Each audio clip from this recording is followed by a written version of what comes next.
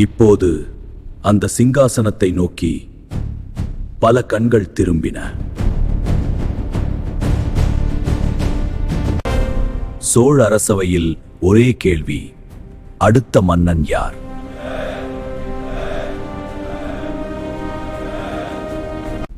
மதுராந்தகன் இப்போது அந்த வாய்ப்பு அருகில் இருப்பதை உணர்ந்தான்.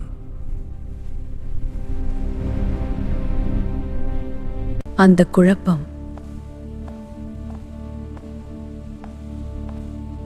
நந்தினியின் திட்டத்திற்கு உதவியது.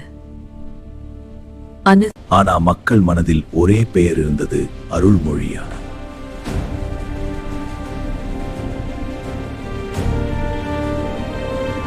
அவரை மக்கள் ஒரு இளவரசனாக இல்லை, ஒரு எதிர்காலமாக பார்த்தார்கள்.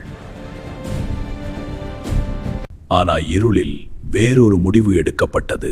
இருளில் நாம் சந்திக்கிறோம். ஆம், திட்டம் தயார். இந்த ரகசியம் நம்முடன் மட்டுமே. சோழர்களின் எதிரி நாம். பழுவேட்டரையர் சோழ நாடு உடைந்து போகும் ஆபத்தை உணர்ந்தார்.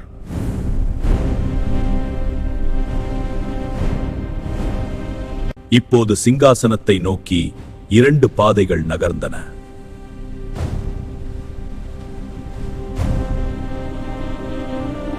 அந்த சிங்காசனம் இப்போது ஒரு போரின் மையம். சோழ வரலாற்றின் அடுத்த அத்தியாயத்தை காண இப்போதே சப்ஸ்கிரைப் பண்ணுங்க. The story continues.